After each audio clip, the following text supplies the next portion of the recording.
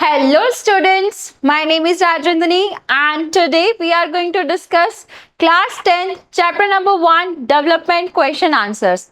So in our previous part we have already discussed about all the theoretical aspects of development. So in this part we are going to discuss how you have to write the answers and which keywords you have to use in your answers. So let's begin. So first question for you, which one of the following is not considered a non-material goal of development? So we can say it's a which type of goal? It's a material goal. So now find, क्या freedom एक material goal है? No, it's a non-material goal. Now B, respect from others. It's also a non-material goal. C, equal treatment, and D is buying a new car. So the things which we can buy from money, that's called material goals. So which is a material goal here? Here we have D option. Now second question, what is the average income of a country also called? So on an average, a person is earning how much money? What it called? It's called per capita income. What it called? It's called per capita income. So first option is national income. B option is total income. And C option is per capita income. और हम per capita income को calculate कैसे करते हैं? तो total income divided by total number of citizens. In this way, we can get per capita income of a country. Now, third question. Which state has the lowest infant mortality rate as per the chapter data? तो lowest mortality rate कौन सी थी? सबसे पहले तो मुझे बताओ lowest infant mortality का meaning क्या होता है? इन्फेंट मीन कौन से बच्चे होते हैं? इन्फेंट जो अभी पैदा हुए हैं और उन्होंने 1 ईयर तक अपनी एज अटेन की है, उसके बीच में ही उनकी अगर डेथ हो जाए, so that's called infant mortality. और 1000 लाइव बर्थ्स पे हम देखते हैं कि कितने बच्चों की डेथ हो रही है, so that's called infant mortality rate. आप मुझे एक बात बताओ, वो कौन सा स्टेट था जिसकी लोएस्ट infant mortality rate थी? So first option we have Haryana, B option Kerala, C option Bihar, D option Tamil Nadu. तो कौन से स्टेट की थी? वो थी हमारी केरला की.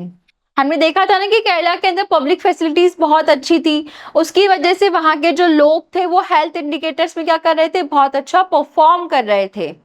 Now next question, which country among India's neighbours has the highest HDI rank? अब आपको बताना है कि हमारे इंडिया की जो नेबरिंग कंट्रीज हैं उसमें हाईएस्ट रैंकिंग HDI के अंदर किसकी है? HDI means human development index. So first option we have Bangladesh, B option we have Sri Lanka, C option we have Nepal, D option we have Pakistan. तो कौन सी कंट्री की सबसे ज्यादा अच्छी HDI रैंकिंग थी? वो थी किसकी? श्रीलंका की. Now next question, which of the following is an example of a renewable resources? Renewable resources मतलब आप जिसको जितना भी यूज करो वो क्या होगा? उसकी कंस्ट्रेंट नहीं होगी और वो क्या है? बहुत अनलिमिटेड अमाउंट में अवेलेबल है हमारे पास. तो कौन सा ऐसा रिसोर्स है? कोल, ये तो लिमिटेड है. Petroleum is also limited. C option ground water. Ground water क्या है? ये क्या हो जाता है? रिचार्ज हो जाता है बारिश के बाद में. तो ये क्या है? हमें अवेलेबल है. कैसा? ये कैसा है? रिन्यूएबल रिसोर्स है हमारा. So C option. Now next question, what do people require for development besides income? तो हमें इनकम के अलावा, this we have already discuss, कि हमें इनकम के अलावा और कौन कौन सी चीजें चाहिए हमारे डेवलपमेंट के लिए, हमारी ग्रोथ के लिए और हमारी लिविंग के लिए. तो हम बात करते हैं ओनली बेटर जॉब्स. तो मैं बताओ, इनकम के अलावा क्या सिर्फ बेटर जॉब चाहिए अच्छी लाइफ के लिए, या फिर more consumer goods? Then next we have freedom, equality and security. अगर हम बात करें फ्रीडम, इक्वालिटी एंड सिक्योरिटी की, तो ये कैसे गोल्स हैं? ये हमारे होते हैं नॉन मटेरियल गोल्स. तो ये जो नॉन मटेरियल गोल्स हैं ये भी हमें रिक्वायर्ड होते हैं मटेरियल गोल्स के साथ में. तो इसका आंसर क्या होगा? Answer C. तो हमें इनकम के साथ साथ एक अच्छी लिविंग के लिए क्या क्या चाहिए? फ्रीडम चाहिए, इक्वालिटी चाहिए, रिस्पेक्ट चाहिए, डिग्निटी चाहिए. मतलब हमारे सारे नॉन मटेरियल गोल्स क्या होने चाहिए? फुलफिल होने चाहिए. Okay, now next question, in world bank classification what is the per capita income limit for high income Nations? तो कितनी है हाई इनकम नेशंस की पर कैपिटा इनकम, वो कितनी है, $2400 है, $63,400 है, $10,030 है और $25,000 है। तो हाई इनकम कंट्रीज के लिए वो कितनी है, $63,400। ठीक है, ये आपको याद रखना है। Now next question, What does net attendance ratio measures?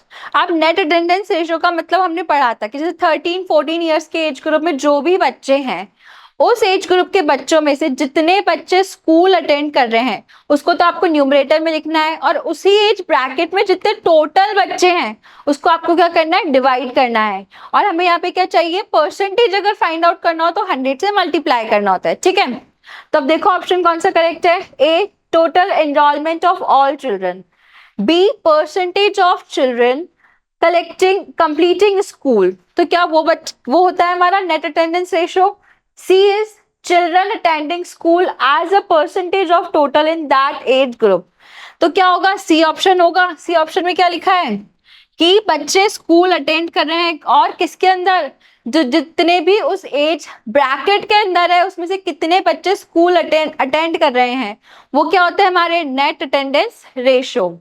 Now next question, Which state had the highest per capita income according to our chapter? अब हमारे चैप्टर के according highest per capita income कौन से स्टेट की थी, केरला, बिहार, हरियाणा और तमिलनाडु। कौन से स्टेट की थी, वो थी हमारी हरियाणा की। Now next question, What is the key reason for the sustainability of development becoming a major concern? अब हम जो भी डेवलपमेंट कर रहे हैं वो सस्टेनेबल नहीं है, तो उसके पीछे क्या रीजंस है, और अगर वो सस्टेनेबल नहीं हुआ तो क्या रिपरकशंस, क्या कॉन्सिक्वेंसेस उसके हो सकते हैं, that you have to find. So A, people want to save money, B option environmental degradation and resource depletion. आप देखो अगर हम किसी भी रिसोर्स को अच्छे से यूज नहीं करते हैं तो उसकी वजह से क्या हो सकता है, हमारा जो एनवायरनमेंट है वो डिग्रेड हो सकता है और रिसोर्सेज का क्या हो सकता है, डिप्लीशन हो सकता है। और अगर हम जुडिशियसली रिसोर्सेज को यूज नहीं करते हैं तो हमारे जितने भी रिसोर्सेज है उसका कंस्ट्रेंट हो सकता है, किसके लिए, फ्यूचर जनरेशन के लिए। हो सकता है कि कुछ रिसोर्सेज जो अभी हम यूज कर रहे हैं उसका ओवर एक्सप्लॉयटेशन करें तो आगे वाली जनरेशन के पास उन रिसोर्सेज को यूज करने के चांसेस ही ना हो। ठीक है, तो हमें जो भी रिसोर्सेज यूज करने हैं वो बहुत ही जुडिशियसली यूज करने हैं और हमें ज्यादा से ज्यादा ध्यान रखना है कि हम वेस्टेज ना करें। Understood? Now next question, What is the term used to describe the number of children who die before the age of 1 year per 1000 live births in a given year? अब क्या है कि 1000 लाइव बर्थ्स में से वो number of बच्चे जो जिनकी डेथ हो गई है 1 साल अटेन करने से पहले पहले, तो उसे क्या बोलते हैं, हम इसे बोलते हैं infant mortality rate. This we have discussed already. और जिस भी स्टेट की ये सबसे कम होगी मतलब वहां पे हेल्थ केयर कैसा है, बहुत ज्यादा अच्छा है, ये हमने पढ़ा था। Now next question, Which international organization publishes the Human Development Report? ये हमने कल भी बात की थी कि हमने पहले वाले पार्ट में बात की थी कि ये जो हमारा ह्यूमन डेवलपमेंट रिपोर्ट है ये कौन पब्लिश करता है, ये पब्लिश करता है UNDP। और UNDP का फुल फॉर्म क्या है, यूनाइटेड नेशंस डेवलपमेंट प्रोग्राम। ये क्या पब्लिश करता है, हमारा ह्यूमन डेवलपमेंट रिपोर्ट। और अगर मैं बात करूं वर्ल्ड बैंक जो कंपैरिजन करती है कंट्रीज के बीच में वो किस बेसिस पे करती है, वो करती है पर कैपिटा इनकम के बेसिस पे। और अगर हम बात करें UNDP वो करता है कंपैरिजन किसके बेसिस पे, ह्यूमन डेवलपमेंट के बेसिस पे। Okay, now next question, what is the full form of HDI? HDI क्या है, human development index, used to measure overall human well-being। तो क्या है HDI और HDI का फुल फॉर्म क्या है, तो HDI का फुल फॉर्म क्या है, ह्यूमन डेवलपमेंट इंडेक्स, जो कि क्या करती है, ह्यूमंस की वेल-बीइंग को क्या करती है, इंश्योर करती है और कंपेयर करती है अलग अलग स्टेट्स को, अलग अलग कंट्रीज को और अलग अलग रीजन्स को। Okay, now next question, Name the African country where 500 tons of toxic waste were dumped, causing deaths and illness। ये आपको लर्न करना है क्वेश्चन, ये क्वेश्चन आपके एग्जाम के अंदर आएगा, आ सकता है, तो आपको ये क्वेश्चन क्या करना है, लर्न करना है। इसके अंदर क्या है आंसर, आइवरी कोस्ट। इसके अंदर क्या होता है, टॉक्सिक वेस्ट को क्या किया था, डंप किया गया था। इसकी वजह से बहुत सारे लोगों की डेथ हो गई थी और काफी सारे लोग बीमार हो गए थे। ठीक है, now next question, according to the chapter, what type of public system in Tamil Nadu was used by 90% of rural population? अब रूरल पॉपुलेशन है वो कौन सा सिस्टम अडेप्ट करती है, कौन सी चीजें वो यूज करती है, किसके लिए, पब्लिक सिस्टम। और लोग जो 90% पॉपुलेशन है क्या चीजें यूज कर रहे हैं, तो क्या पब्लिक फैसिलिटीज यूज कर रहे हैं, और क्या यूज कर रहे हैं, राशन शॉप्स यूज कर रहे हैं, किसके लिए, पब्लिक डिस्ट्रीब्यूशन के लिए। जो खाने की चीजें उन्हें कहां से मिल रही है, राशन की शॉप से मिल रही है। Okay, understood. Now next question, why is per capita income not a sufficient indicator of development on its own? अब per capita income की हमने बात करी थी। per capita income से हमें inequalities का पता नहीं चलता है। अगर हम per capita income के अकॉर्डिंग कंपेयर करते हैं किन्हीं भी दो स्टेट्स या कंट्रीज को, तो हमें inequalities बिल्कुल भी पता नहीं चलेगी। जो भी डिस्ट्रीब्यूशन है इनकम का वो हमें पता नहीं चलता है। ठीक है, so per capita income does not show how income is distributed among people. It ignores non-material aspects. अब non-material aspects मतलब हमें इनकम के अलावा भी कुछ चीजें चाहिए अपनी लाइफ को बेटर करने के लिए, तो हमें उसके अंदर हेल्थ का पता नहीं चलता, एजुकेशन, इक्वालिटी, डिग्निटी, इन सब चीजों का पता नहीं चलता है। अगर हम पर कैपिटा इनकम के अकॉर्डिंग दो स्टेट्स को, दो रीजन्स को क्या करते हैं, कंपेयर करते हैं तो। ठीक है, and a state may have high income but poor health and education indicators as seen in the comparison between Haryana and Kerala. जब हमने हरियाणा और केरला की बात कही थी, Haryana is performing much better in per capita income, but when we talk about other indicators like education, health, उसमें कौन ज्यादा अच्छा परफॉर्म कर रहा था, केरला ज्यादा अच्छा परफॉर्म कर रहा था। तो एक गुड ह्यूमन लाइफ के लिए, एक अच्छी लाइफ के लिए what is required, material goals and as well as non material goals. Okay, now next question, how does the concept of collective provision of goods and services help in development? अभी जो collective provision है जिसको हम क्या बोलते हैं, public facilities बोलते हैं, तो ये क्या है, ये कैसे इंपॉर्टेंट है, और how does the concept of collective provision of goods and services help in development, और ये डेवलपमेंट में कैसे हेल्प कर रहा है।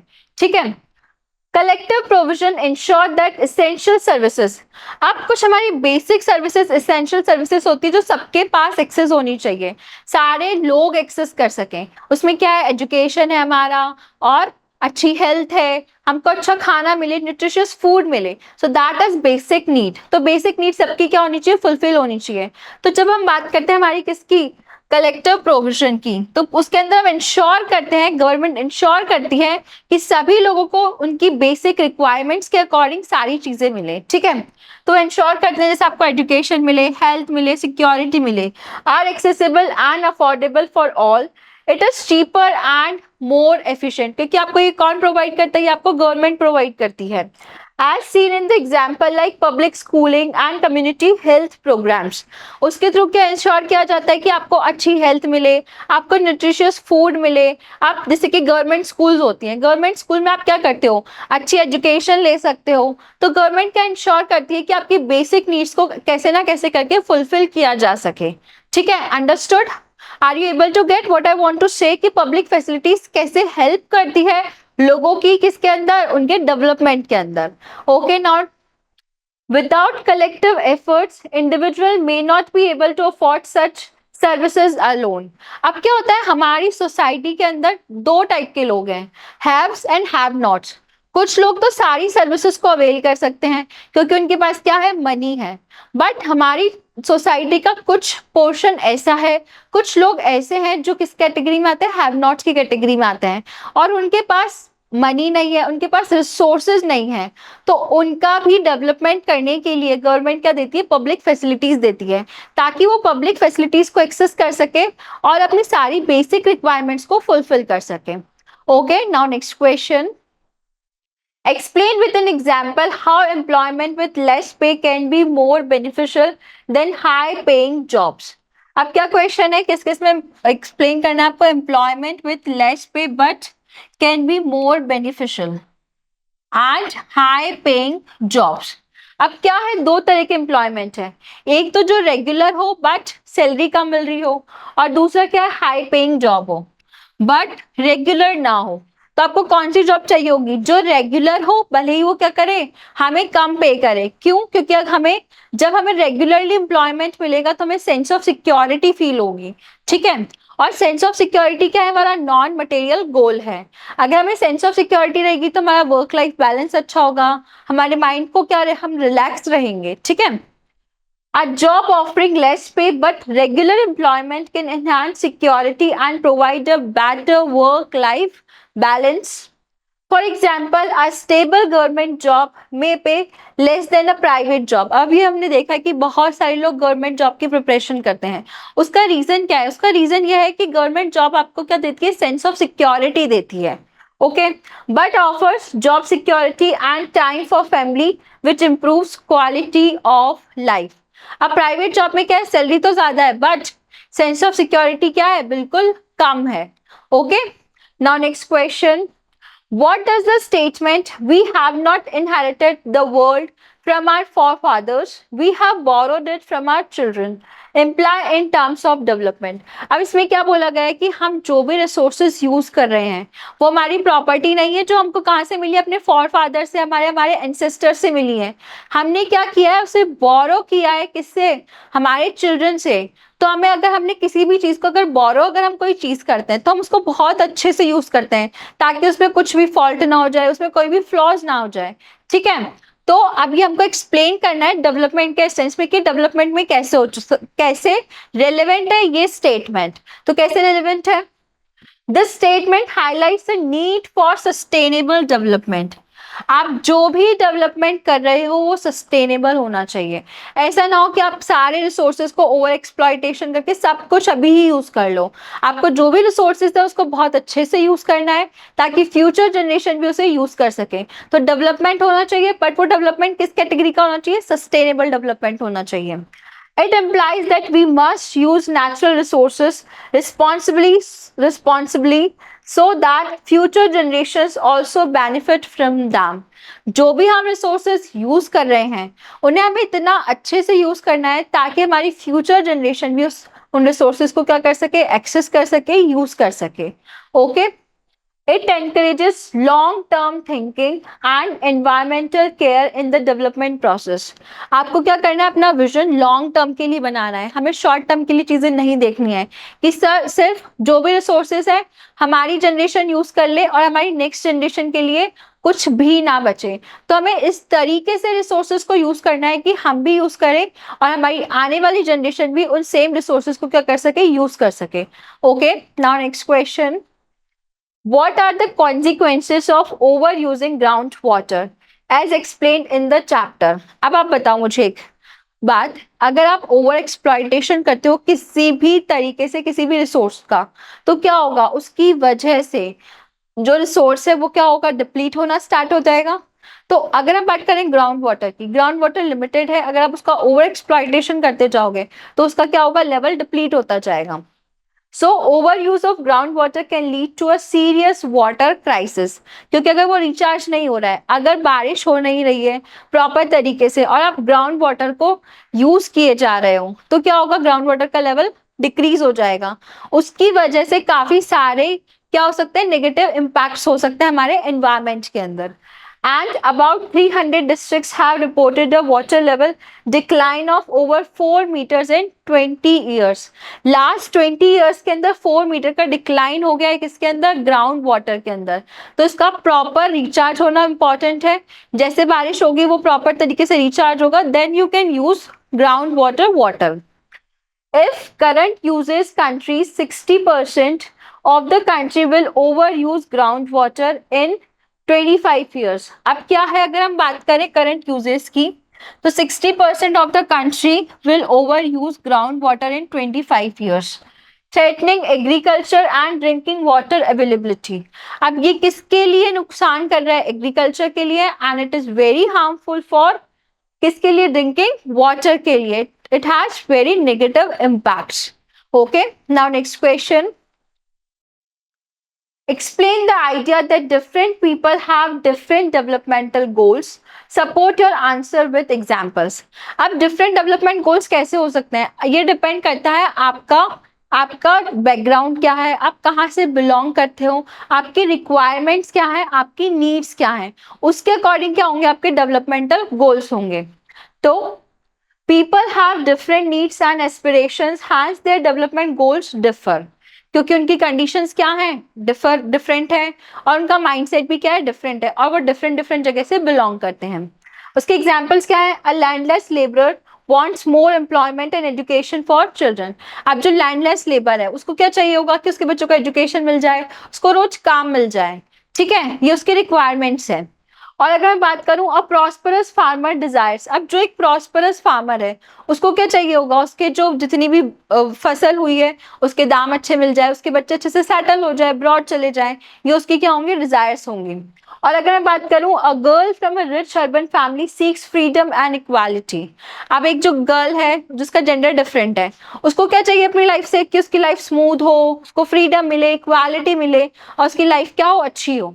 तो ये क्या है, अलग अलग जगह से बिलोंग करते हैं, इनका माइंडसेट अलग अलग है, that's why they have different developmental goals. And development for one may not be development for another, it may even be destructive. और कई बार क्या होता है कि जो आपके लिए डेवलपमेंट है वो मेरे लिए डेवलपमेंट नहीं है, वो स्टेप मेरे लिए क्या हो सकता है, डिस्ट्रक्टिव हो सकता है, वो मेरे लिए हार्मफुल हो सकता है. ओके, इसका एग्जाम्पल क्या है, बिल्डिंग अ डैम में benefit industrialist but displace tribals. अब जो अगर डैम बनता है तो वो जो डैम है वो किसके लिए बेनिफिशियल होगा, वो बेनिफिशियल होगा इंडस्ट्रियलिस्ट के लिए. बट अगर मैं बात करूं ट्राइबल पीपल के लोगों के लिए जो वहां पर रहते थे, उनको डिस्प्लेस कर दिया, उसके लिए वो डेवलपमेंट क्या हो गया, वो एक डिस्ट्रक्टिव स्टेप हो गया है. ठीक है, hence development goals are subjective and can be conflicting. और कई बार ये जो डेवलपमेंटल गोल्स होते हैं ये क्या होते हैं, सब्जेक्टिव होते हैं. इट डिपेंड्स कि आपकी कंडीशन क्या है, आपके रिक्वायरमेंट्स क्या हैं. और कई बार एक पर्सन के डेवलपमेंटल गोल्स दूसरे पर्सन के लिए क्या हो सकते हैं, कॉन्फ्लिक्टिंग भी हो सकते हैं. ठीक है, now next question, why is income considered an important measure of development? What are its limitations? अब देखो इनकम क्यों इंपॉर्टेंट है, What is the importance of income? अब इनकम से आप क्या कर सकते हो, बहुत सारी चीजें एक्सेस कर सकते हो, बट सिर्फ इनकम ही नहीं है हमारी लाइफ में, हमें इनकम तो चाहिए, उसके अलावा दूसरी चीजें भी चाहिए. और इनकम की क्या लिमिटेशंस है, this we have to tell. So importance, regular work and better income are basic requirements.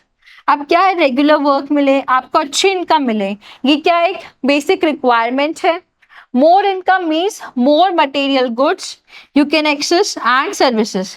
आपके पास अगर इनकम अच्छी है तो आप क्या कर सकते हो, अच्छे अच्छे मटेरियल गुड्स यूज कर सकते हो, आप अच्छे घर में रह सकते हो, अच्छी कार में घूम सकते हो, आपके मटेरियलिस्टिक गोल्स आप सारे क्या कर सकते हो, फुलफिल कर सकते हो. It helps fulfil various economic needs. आपकी जितनी भी इकोनॉमिक नीड्स है, जैसे आपको कोई कपड़ा चाहिए, आपको कहीं घूमना है, तो आप ये सारी चीजें किससे फुलफिल कर सकते हो, एक अच्छी इनकम से फुलफिल कर सकते हो. बट इसकी कुछ लिमिटेशंस भी हैं. क्या लिमिटेशंस है, इट हाइड्स इनकम इनइक्वालिटी. हमें इससे क्या नहीं पता पड़ता, इनकम इक्वालिटी का पता नहीं चलता है, किससे, पर कैपिटा इनकम से. और हम क्या लेते हैं, मोस्ट ऑफ जब अगर हमें कंपेयर करना होता है तो हम एवरेज को कंसीडर करते हैं. Does not capture non material aspects. अब इनकम कौन से एस्पेक्ट को नहीं फुलफिल करता है, जैसे कि नॉन मटेरियल एस्पेक्ट कौन कौन से, डिग्निटी, इक्वालिटी और सिक्योरिटी, इनको ये क्या नहीं करता, फुलफिल नहीं करता है. May not reflect quality of life. देखो सिर्फ इनकम होना ही इम्पॉर्टेंट नहीं है, हमारी लाइफ क्या होनी चाहिए, क्वालिटी ऑफ लाइफ होनी चाहिए. जो भी लाइफ हम जी रहे हैं वो लाइफ क्या होनी चाहिए, बहुत अच्छी होनी चाहिए, फुलफिलिंग होनी चाहिए, हम हैप्पी होनी चाहिए हमारी लाइफ से, तभी हम कह सकते हैं हमारी लाइफ क्या है, एक बहुत अच्छी लाइफ है. सिर्फ इनकम ही नहीं है जो हमारी लाइफ को अच्छा बनाती है, अच्छी हेल्थ, अच्छे रिलेशंस, वो क्या बनाते हैं, हमारी लाइफ को फुलफिलिंग बनाते हैं. Okay, now next question, what is Human Development Index, how does it differ from the income based approach? अब Human Development Index क्या है और ये कैसे डिफरेंट है किससे, इनकम बेस्ड अप्रोच से. मतलब पर कैपिटा इनकम और HDI में क्या डिफरेंस है, that's your question. Now Human Development Index, a composite composite index use by UNDP, और कौन यूज करता है? यूएनडीपी यूज करता है to rank countries based on development. और किसके बेसिस पे क्या होता है? इसके बेसिस पे कंट्रीज को क्या मिलती है? रैंकिंग मिलती है। ओके, किसके बेसिस पे? HDI के बेसिस पे। और ये कौन यूज करता है? यूएनडीपी यूज करता है। और अगर हम बात करें इसके कंपोनेंट्स कौन से हैं, तो हेल्थ के अंदर हम क्या यूज करते हैं? Life expectancy. Life expectancy means on an average एक पर्सन कितना अपनी लाइफ में जी रहा है, या कितना उसकी लिविंग बर्थ ईयर्स कितने हैं। जैसे कि 69 ईयर्स है, अगर मैं बात करूं इंडिया की, तो ऑन एन एवरेज इंडिया के अंदर एक पर्सन 69 ईयर्स तक जीता है। ठीक है। फिर एजुकेशन की बात करूं, फिर एजुकेशन में क्या है? Mean years of schooling. On an average एक बच्चा कितना स्कूल जाता है, कितने सालों तक स्कूल जाता है। फिर इनकम कितनी है? Per capita income. तो ये डिफरेंट डिफरेंट एस्पेक्ट्स है क्या कैलकुलेट करने के लिए? HDI मतलब ह्यूमन डेवलपमेंट इंडेक्स कैलकुलेट करने के लिए। Difference from income based approach. अब क्या डिफरेंस है इसके अंदर? World bank uses only income, HDI is multi dimensional. इसमें अलग अलग डायमेंशंस को ऐड कर दिया, एजुकेशन भी ऐड कर दी, आपकी हेल्थ भी ऐड कर दी, अलग अलग डायमेंशंस को ऐड करके बनाया क्या? HDI। HDI includes quality of life factors. मैंने आपको क्या बताया था? लाइफ को जीने के लिए सिर्फ इनकम ही इंपॉर्टेंट नहीं है, इनकम के अलावा हमें क्या चाहिए? क्वालिटी ऑफ लाइफ चाहिए, अच्छी हेल्थ चाहिए, गुड माइंडसेट चाहिए, हमें अच्छे रिलेशन चाहिए। तो ये सब हमको किससे पता चलता है? HDI से पता पड़ता है। ठीक है। Focuses on what happens to people, not just economic growth. ये किस पे फोकस करता है? ये पीपल के ग्रोथ पे फोकस करता है, सिर्फ इकोनॉमिक ग्रोथ नहीं, उनकी मेंटल ग्रोथ कैसी हो रही है, उनकी अलग अलग एरियाज में उनकी ग्रोथ कैसी हो रही है, कितने हेल्दी वो हैं, ये उस पर क्या करता है? फोकस करता है। आई होप आपको बहुत अच्छे समझ में आ गया होगा कि क्या डिफरेंस है मटेरियलिस्टिक गोल्स और नॉन मटेरियलिस्टिक गोल्स के अंदर। Now next question, what is sustainable development? Explain with examples given in the chapter. अब क्या है sustainable development? किसे कहते हैं हम sustainable development? So development that meets present needs without compromising the future. अब हमको क्या करना है? अभी जो हमारी नीड्स हैं उनको भी फुलफिल करना है, और जो फ्यूचर की नीड्स हैं, जो फ्यूचर जनरेशन आ रही है, उनकी भी नीड्स को क्या रखना है? ध्यान में रखना है। हमें ओवर एक्सप्लॉयटेशन नहीं करना है हमारे रिसोर्सेस का। That's called sustainable development. इसके एग्जाम्पल्स क्या है? जैसे ग्राउंड वाटर का ओवर यूज नहीं करना है हमें। Over 300 district show water level decline, और कितना डिक्लाइन हो गया है? 4 मीटर इन 20 ईयर्स। मतलब 20 ईयर्स के अंदर कितना डिक्लाइन हो गया है? 4 मीटर तक डिक्लाइन हो गया है। तो इसका मतलब क्या है? हम जो रिसोर्सेस यूज कर रहे हैं वो सस्टेनेबल तरीके से यूज नहीं कर रहे हैं। If trend continues, 60% of India may overuse groundwater in 25 years. अगर हम इसी तरीके से यूज करते रहे तो क्या होगा? हमारा नेक्स्ट 25 ईयर्स के अंदर हम 60% ग्राउंड वाटर को यूज कर चुके होंगे। ठीक है। अब क्रूड ऑयल रिजर्व्स, अब हम क्या करते हैं? क्रूड ऑयल का भी क्या कर रहे हैं? ओवर एक्सप्लॉयटेशन कर रहे हैं। So global reserves may last only for 47 years at current uses. अगर जैसे हम अभी यूज कर रहे हैं ऐसे ही अगर हम यूज करते रहें, ऐसे ही एग्जॉस्ट करते रहें क्रूड ऑयल रिजर्व्स को, तो लास्ट कितने टाइम तक चलेंगे? 47 ईयर्स तक चलेंगे बस। ठीक है। नॉन रिन्यूएबल एंड एग्जॉस्टेबल, अब क्या है? ये क्या है? नॉन रिन्यूएबल रिसोर्सेज है, और अगर आपने इसको एग्जॉस्ट किया, आपने इसका ओवर एक्सप्लॉयटेशन किया, तो हमारी फ्यूचर जनरेशन इनको यूज नहीं कर पाएगी। इनका कंक्लूजन क्या कर सकते हैं? कैसे कंक्लूड कर सकते हैं हम? जो भी हमको यूज करना है, जो भी चीजों के लिए हमको डेवलपमेंट करना है, वो कैसा होना चाहिए? सस्टेनेबल डेवलपमेंट होना चाहिए। ठीक है। तो sustainable development is essential to protect resources. अब जितने भी रिसोर्सेज हैं उनको हमको बहुत जुडिशियसली यूज करना है, और हमको प्रोटेक्ट करना है रिसोर्सेज को। Development should be balance economic growth with resource conservation. अब जो भी चीजें हमें यूज करनी है, जो भी चीजें हमें यूज करके अच्छे से, इतना अच्छे से यूज करनी है कि हमारी फ्यूचर जनरेशन भी उस डेवलपमेंट को देख सके, उन रिसोर्सेज को यूज कर सके। Okay, so development should be balance economic growth with resource conservation, और हमें रिसोर्सेज को भी क्या करना है? कंजर्व करना है। आई होप आपको ये चैप्टर बहुत अच्छे से समझ में आया होगा। Till the next chapter, keep learning. Thank you so much.